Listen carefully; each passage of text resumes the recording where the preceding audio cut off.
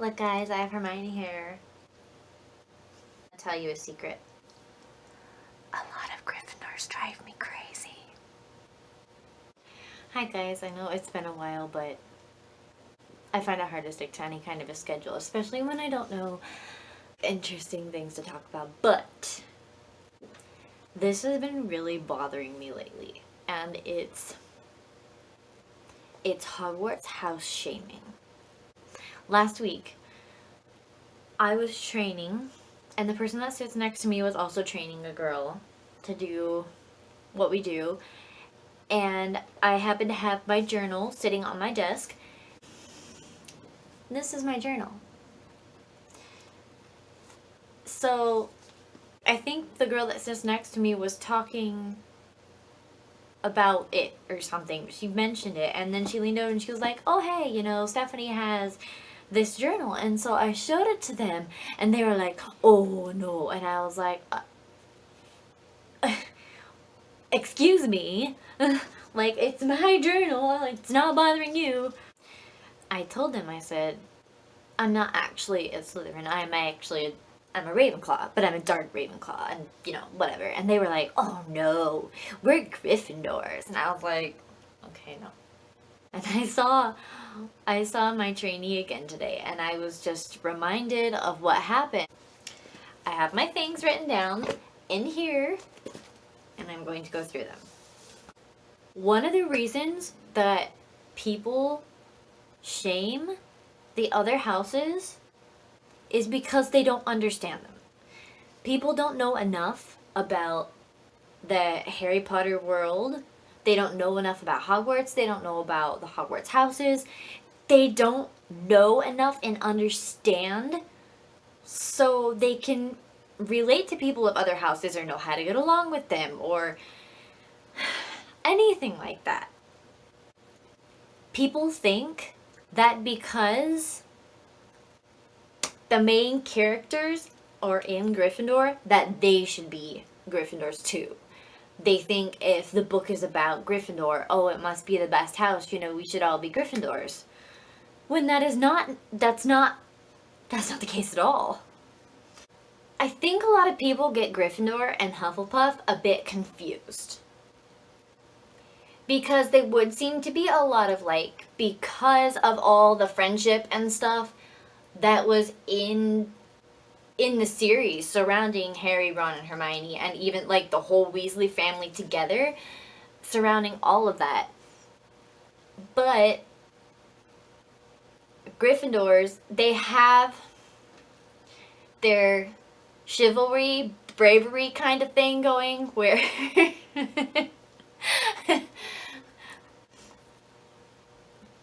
I was laughing because we call them the House of the Stupid Brave sometimes, meaning they act before they think. So if someone's in danger, they don't think, oh, and, is this going to hurt me if I try to help? They just go help them, oh, a friend's in trouble, I'm going to, run into a burning building and save them or something, They don't think about it.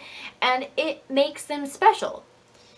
They're also, coming mainly from, primarily from people that are Slytherin, Gryffindors are known for being arrogant little brats. That doesn't mean all of them are. That doesn't mean most of them are. But there are some.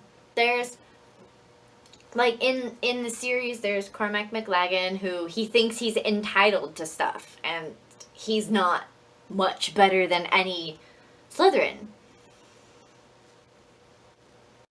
I can't really say that there's one best house. I do have 2 houses that I love, and then some that I have to work to get along with. Not all Slytherins are evil, and every Hogwarts house has its share of bad ones. The most commonly known but not often thought of other evil would be Peter Pettigrew. He was a Gryffindor. He betrayed Harry's parents to the Dark Lord and got them killed. Innocent little Gryffindor. Lockhart was a Ravenclaw, and he was a fake, and he was a terrible person, and He stole people's work. And everyone think he was this great person when he wasn't. I don't want people thinking that all Ravenclaws would do that. Don't judge people by the well-known members of their house. Just don't. Each house has good qualities, and each house can have some bad qualities. That was the problem that I had with the two people, was that they were thinking that Slytherins are evil and you shouldn't want to be one of them, and they were basically shaming me for having that and for wanting to represent that, when in fact I am not a Slytherin. I am a Ravenclaw, as I said earlier. But anyway, as I was saying, there are a lot of evil characters in Slytherin. And because Salazar Slytherin himself was kind of not very nice, if you wanted to be associated with the dark arts and the sort of things that the pureblood families wanted to, they would want to be in Slytherin because it's a prestige thing, and they would want that. Not necessarily because they're evil, but that is who they are.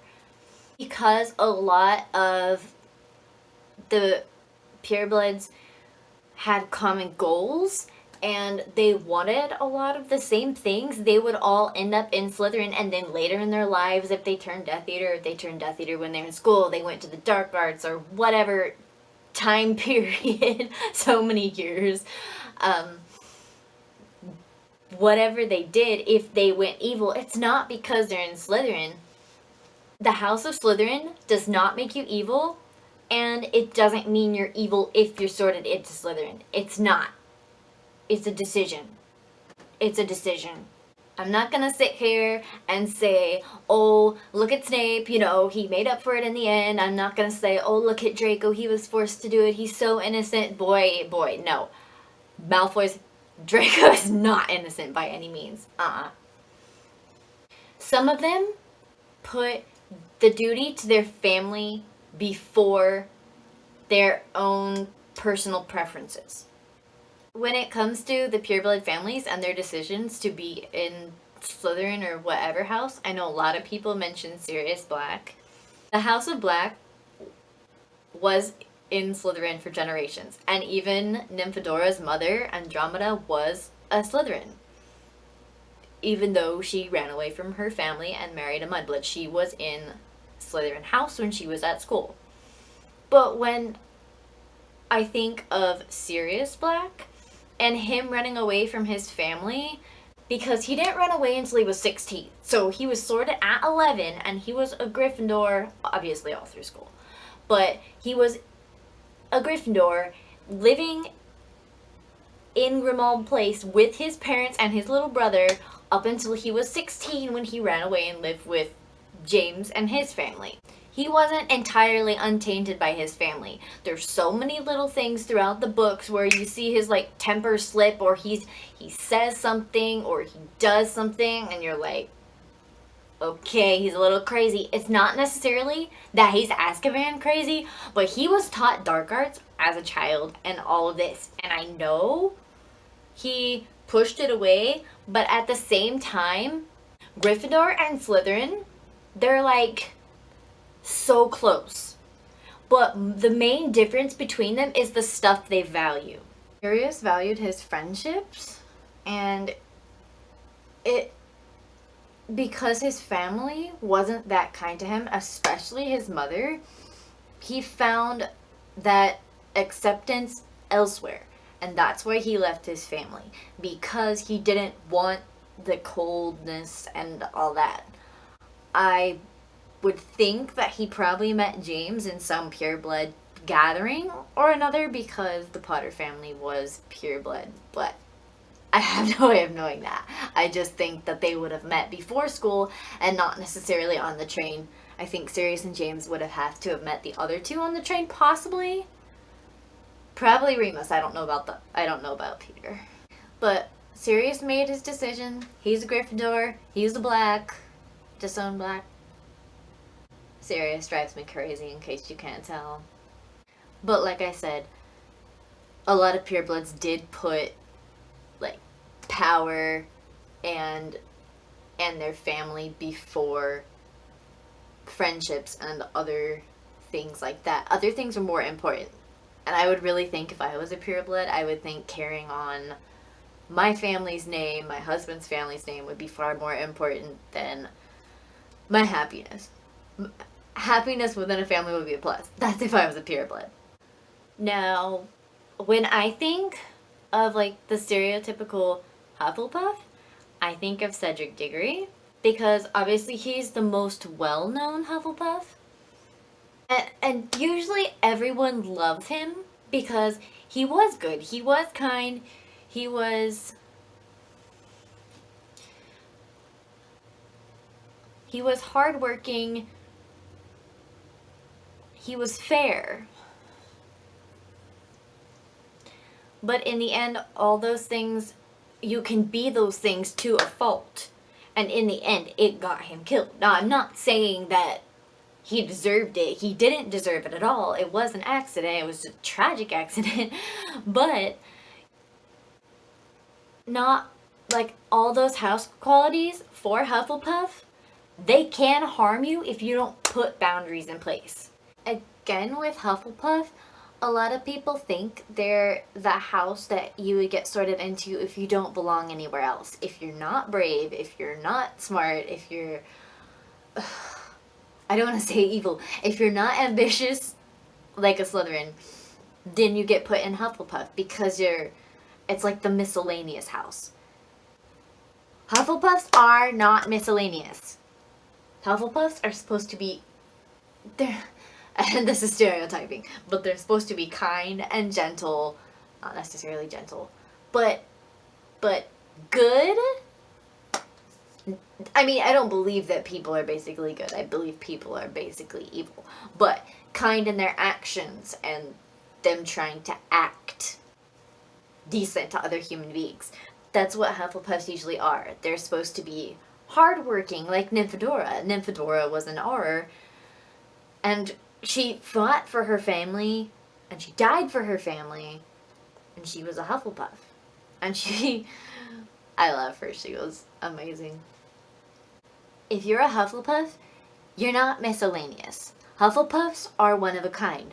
And when you hurt one Hufflepuff, you've hurt them all. So, it's like, if you anger one, you anger the whole mob. So do not, if there's a band of Hufflepuffs, leave them alone. And, like, for Ravenclaws, it can hurt your mind if you're always in the state where you have to use logic, or if you're always like well, it's either like you're super logical or you're kind of like Luna Lovegood, but I love Luna. It's not any shade at Luna. I love her. I want to say Hufflepuffs. I can't English. Ravenclaws are not always the brilliant, smart people that you think they are. We don't always want to be reading books, and we don't always want to be studying. We don't necessarily live for learning. I'm always open to learning, but I don't live to go to school. I'm quite done with school. People would expect us to be smart on demand. They would ask us as Ravenclaws a question and then be like, oh, you don't know the answer, why you're a Ravenclaw, you're supposed to know this. First of all, I'm not Einstein and I'm not Google. So I don't know everything. My brain can process a lot of things and get you an answer, but if you're expecting a split-second answer, you're not gonna get it. Because, well, my brain is processing, you go, oh, you don't know, and then it interrupts my brain, and I'm like, wait a minute, I just lost my train of thought. Now I can't tell you what I was thinking because now I don't remember. And also, if my brain immediately comes up with an answer, it might be in words that I need to generalize and, what's the word? Simplify. things that I need to simplify so I can get it across to you. If it was a question in a field where you don't know the terminology or something, it needs to be simplified to get across, and it might take a minute for that to process, especially if I'm working in the medicine field and I'm telling you something something something and you're like, I don't know what an EKG is, or I don't know what, you know, an angioplasty is. I don't even know what an angioplasty is. But if I was explaining that to you, I wouldn't be like, oh, that's a... I can't even imagine what to tell you it was. But, you know, I would want it to be simplified, where you would understand if I told you, and if I was like, well, we do this and we do this and this and this and this. I'm having to figure out all these synonyms to be able to tell you the answer, and then you're just like, oh, you don't know the answer. I do know the answer, but I'm trying to translate my answer to your English. So hang on a second. Ravenclaws tend to be really absent-minded, and I know I can be really absent-minded, where sometimes when I'm getting ready for work, I might almost leave the house without my shoes or without my bag or something, and it just happens. You can be really smart, and because you have all these thoughts up here in your brain and you process so much, you forget the little things. There have been times where I'm back here in my family's office. There's a desk right here. I have brought coffee in here and set it on the shelf and completely forgot about it. And I'm a coffee fanatic, and I have left coffee on the shelves back here before. Each house is very complex, and there's a wide variety of people within the houses. And you might have characteristics of multiple houses. There's nothing wrong with that. You might have a primary house, and then there might be a secondary house that you identify. My primary is Ravenclaw, and my secondary is Slytherin, of course.